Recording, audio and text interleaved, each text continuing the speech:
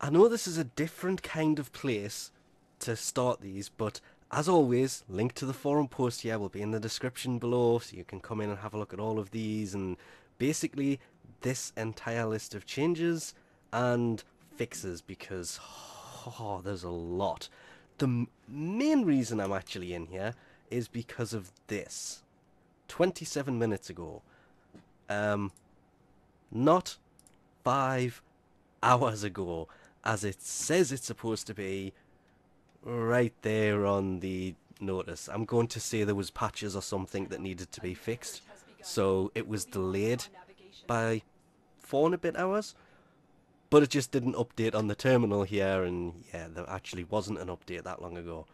That really confused me, but there's a few weird things in here. We'll start with, well, the best way to put it,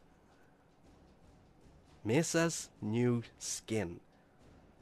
This thing, just, I mean,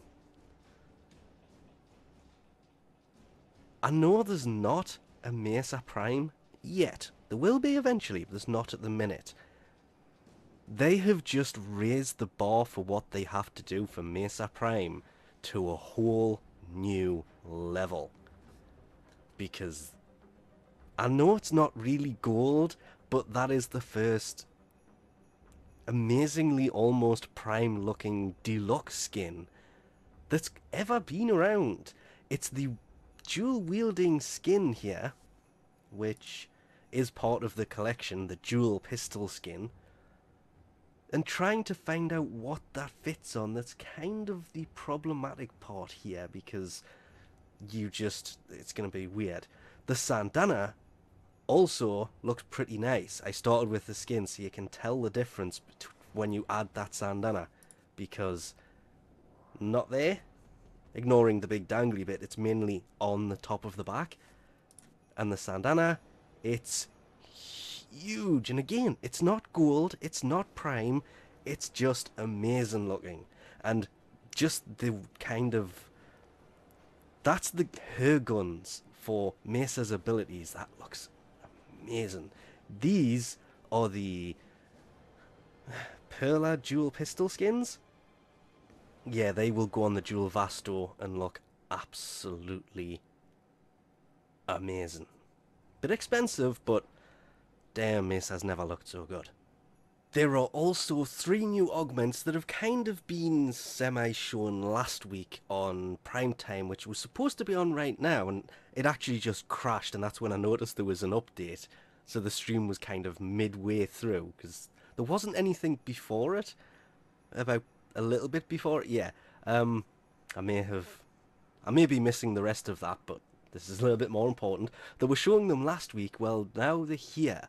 The first one, of course, being Titania's Razor Wing Blitz, available from, and it's weird because I can't go down to it, New Loka or Red Veil, and it basically increases the flight speed by 25%, the fire rate by 25%, for 2 seconds when you first cast it, when using abilities.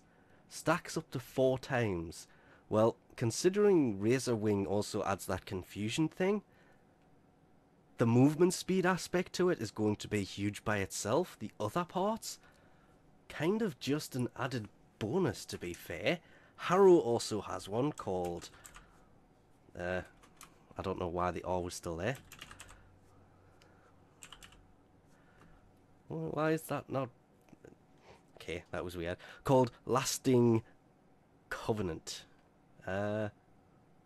Arbiters of Hexus or Red Veil for this one, and headshot kills increase crit chance bonus duration by 1 second. Could also be insanely useful. Weirdly, Titanius is the one I was kind of looking forward to after reading this, but to be fair, just make sure it's actually not showing up there. Oh.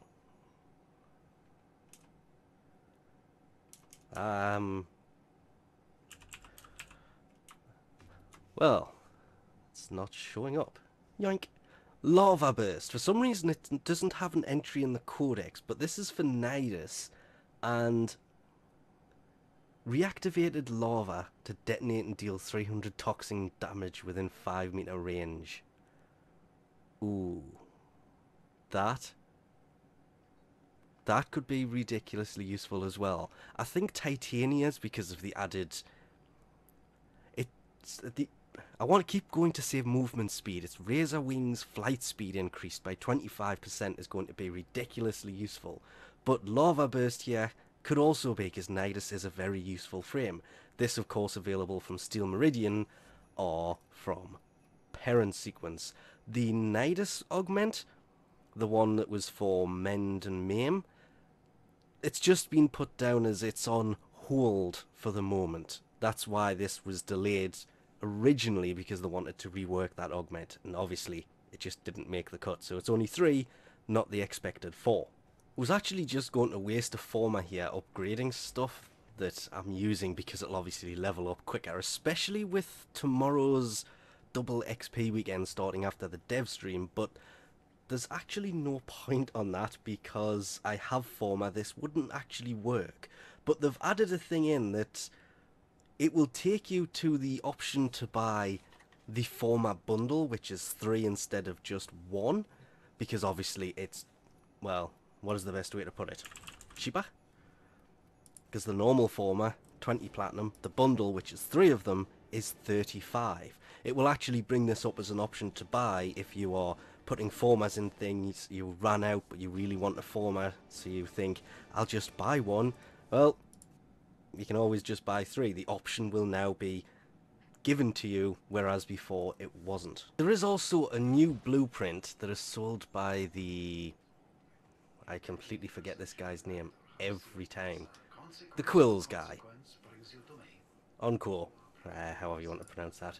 This will turn intact cores into exceptional cores. Wow, that is actually insanely expensive. Okay, it only uses 2 intact cores to make 1 exceptional one, which that is actually going to be stupid useful for when you are trying to level this guy up, because some of the requirements for the earlier stuff do require the exceptional cores. I think it's the 2nd level up you do. After that, it's then the next level core. But still, wow. Needing the Radiant and the Heart, they're actually pretty hard to get a hold of. I only have those from the Plagues Star event, because they were available there, and I picked some up there, luckily, because I have had to use a couple, but if I didn't, yeah, it is a reusable blueprint, and I don't think there's another one that goes with it. Nope. Making it useful, but maybe not that useful. It depends on one thing. Is it time? Okay, yes. In fact, very useful. Because instead of getting 200 reputation when trading in the intact cores, you can get 5. That is a little over twice as much. Yes, you need the other stuff to do this, but it is definitely worth it, because yeah, it may cost you 2, but you're getting 5. So you're getting an extra 300 from actually building it. So if you're trying to level this up, that is actually a very useful blueprint. Now, if they could do that, where you just turn 1 exceptional one into a flawless one, it has to be 1, because 2 of these would obviously be 1,000. You'll only be making an extra 200 points. So you can take 2 cores, build it into 1 exceptional, then you can take that 1 exceptional, make it into a flawless that costs maybe a similar kind of thing. That would also be worth it as well. As well as that, there are obviously a few other things, most noteworthy being Kuvad now has a, what is it they say, a count label under the confirm button when attempting to re-roll a ribbon, so you know how much you currently have, instead of having to look in the top right. It was already there if you knew where you were looking. And they've added 4 new Grinya Asteroid capture / loot rooms. Kind of weird. I had a quick look, couldn't really find them.